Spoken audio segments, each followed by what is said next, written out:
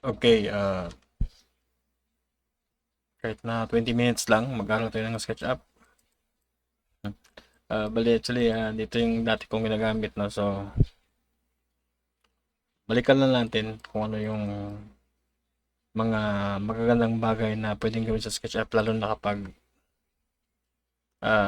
sa mga advertising, no? Kasi dito, sa SketchUp, pwede tayong gumawa ng mapa, like location kung saan yung store mo, parang ganon.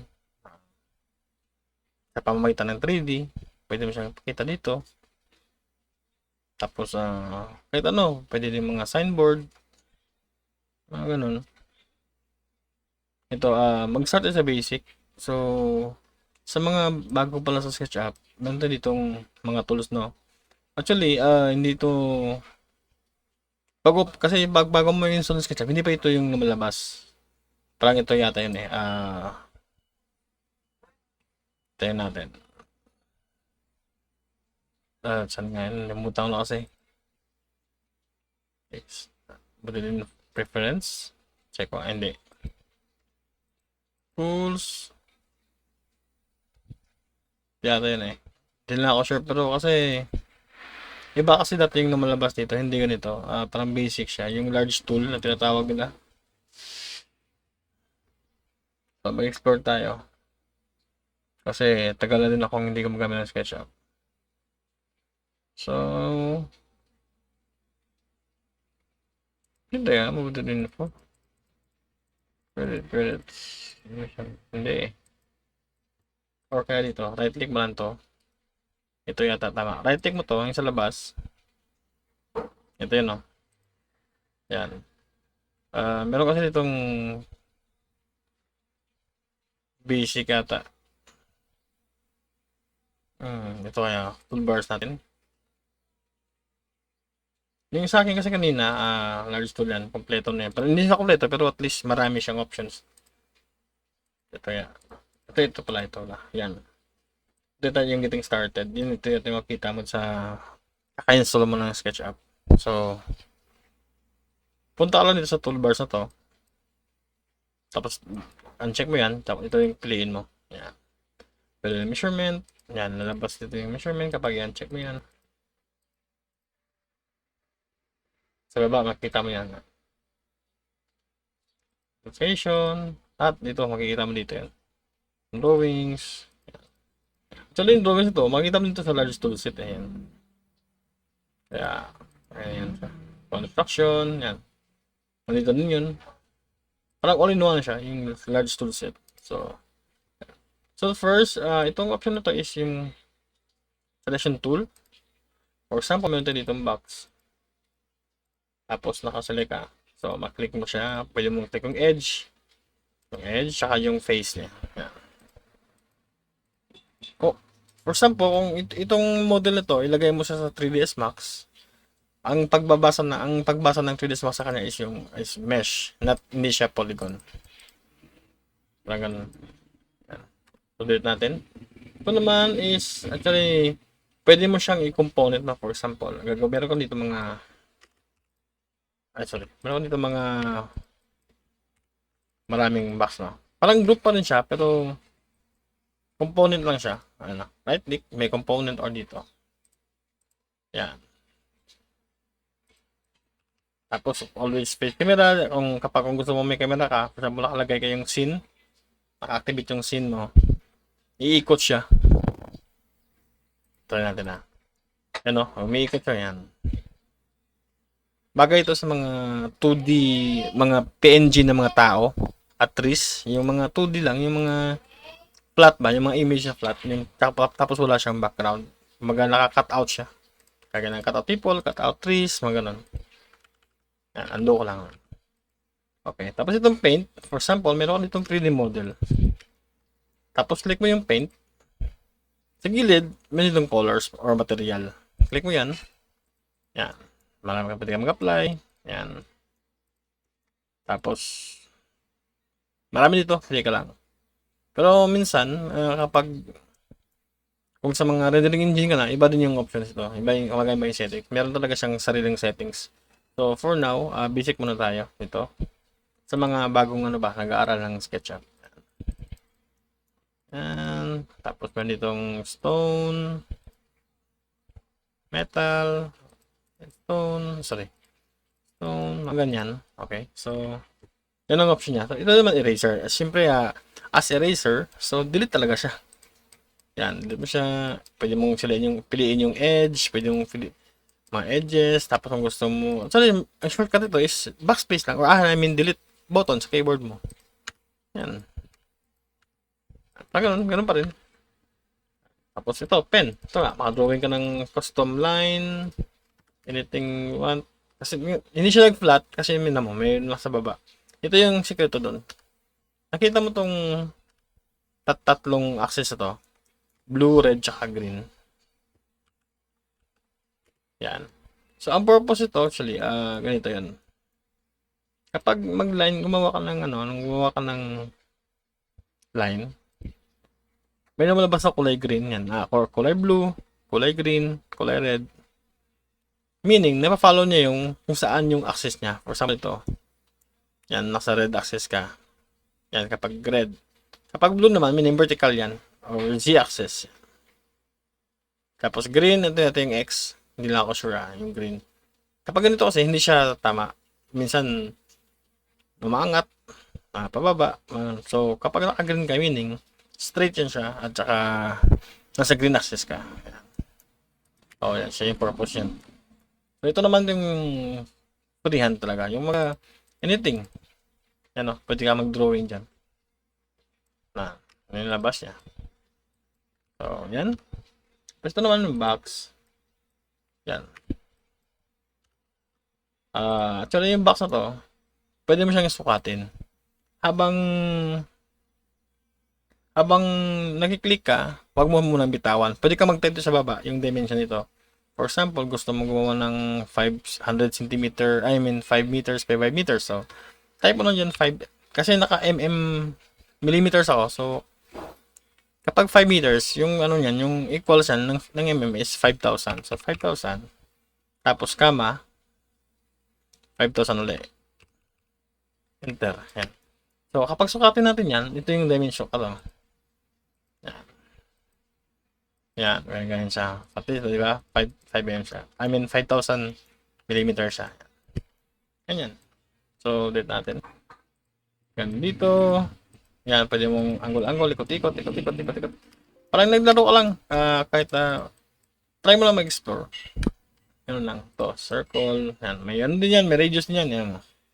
Kung ilan yung gusto mong radius. Tapos, di ba nakita ninyo, meron siyang edges. Nakita mo. Parang ano siya. May count ba? Yung segments niya. Ito. May dami, di ba?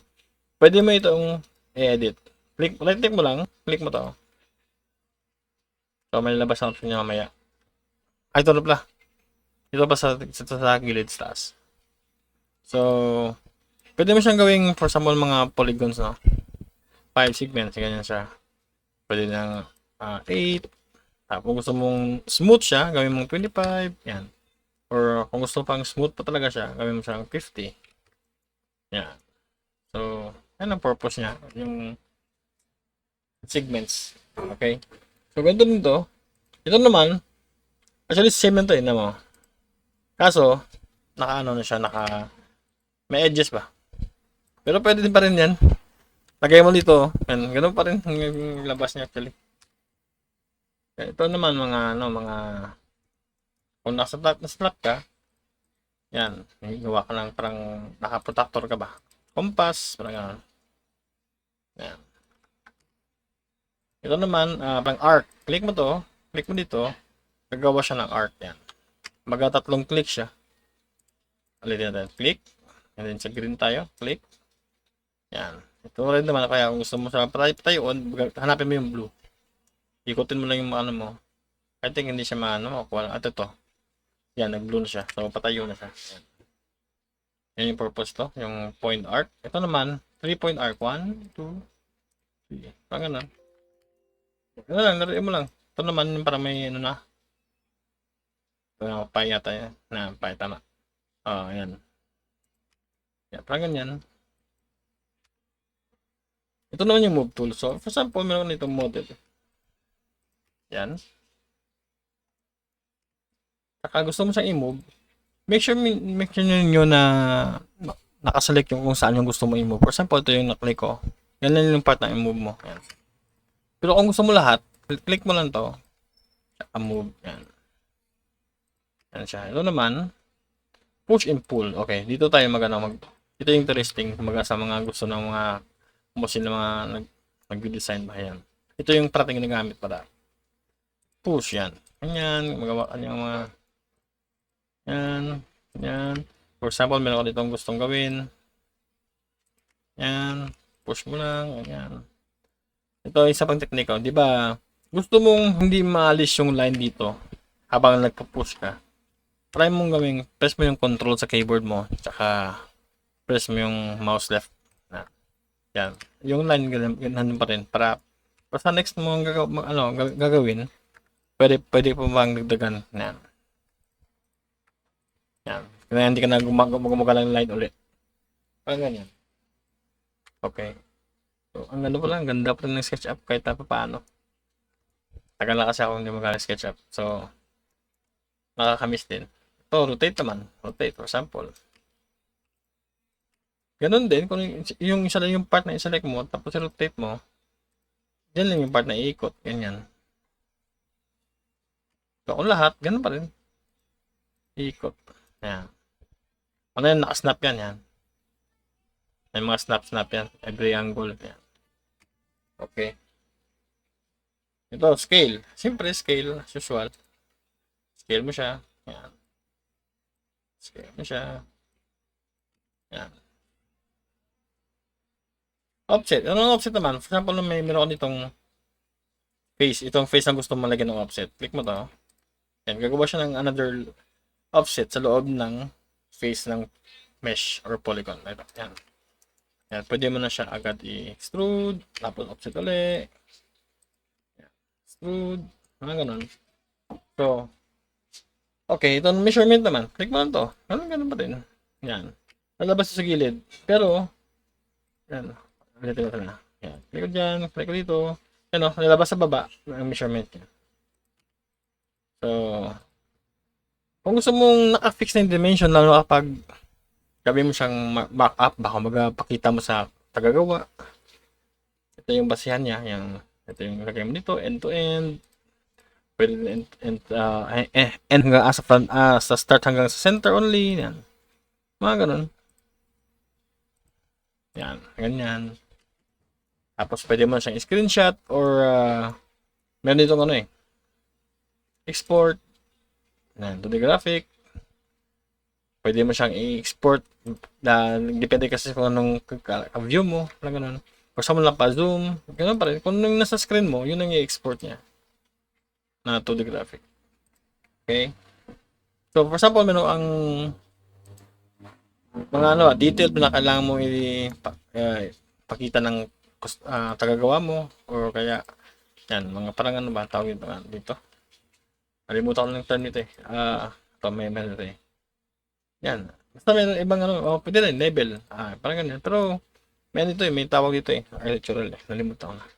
Ito, 3D text. Gusto maglagay ng text. So, labas to. Pag-click mo ng 3D text, labas to. Ito na siya. Right. Hindi ko na-adjust yung size. Yan. Ganyan. Ito naman, mag-orbit. So, ikot-ikot ka sa model mo. Mag-pan. Ito naman, zoom. Ito naman yung parang zoom selection ba? Parang kung saan lang gusto mong So, ito nga, zoom window. Click mo lang siya. Yan, mag-zoom siya kung saan part na gusto mo. Ganyan. Ito naman, some extent, kumbaga yung i-zoom niya lahat, zoom in niya lahat ng parang i-compress niya lahat sa viewport mo, lahat ng model na ginawa mo. Actually, yung shortcut nito is Shift Z. Parang ganyan. Ito naman, previous, yung dating previous niya, ibalik niya, parang ganun. Ito, maglagay ka ng camera. Ito. Yan. Kung gusto mo sa view, parang ganyan. Magay ito yung eye height, natin. Okay. Ito naman, mag-section ka. For example, may ginawa kang sa loob ito, yung detail sa loob, click mo na to. Sa front ito. Yan. Lagyan natin ng name mo na. Kapag gusto ko siyang i-move, may pasok, no? Ganun, ipasok mo na siya, yan. May section na siya, yan. Pag ganun, yan ang section niya. Ulit natin. Ganun lang, ito mga extension to the warehouse, mga ganun. So, ito naman sa taas, actually kasi naka-install ako dito ng V-Ray, so meron ako dito option na ganito. So, hindi natin muna ito i-review. Ito naman pala yung shadow. Click mo to, mag-activate yung shadow. Yan o. Saka meron itong month, or yes, month. Yan. Ikot mo siya, tapos noon, AM, hanggang gabi. Yan. Ito, may shadow advance to. So, next time natin discuss to. Ito naman, ito pala yung mga angle view. Click mo to. Yan. ISO view siya. Ito naman top. Pero yun nyo, parang 3D pa rin siya. So, ang gawin natin, para maging flat siya, punta ka sa view or edit. Ayan. Ito pala camera. Gawin mo siyang parallel projection. Yan. Para perfect flat talaga siya. Pwede mo siyang gawing sa mga elevation mo ba? Sa layout mo. Ayan. Front, left, ganyan. Mga views. So, yan lang for now. Kung gusto nyo yung matutupan ng SketchUp, mag-explore lang kayo dito, maglaro lang kayo. Ang ganda ng maraming magawa yung SketchUp para sa sa daily use natin. Lalo sa mga marketing, sa ads, sa architectural, sa graphic artist, anything. Basta, yun lang. Kung meron pa kayong mga katanungan at mag-comment tayo sa baba or message lang ako sa Facebook. Yun lang. Hopefully, meron kayong natutunan kahit konti.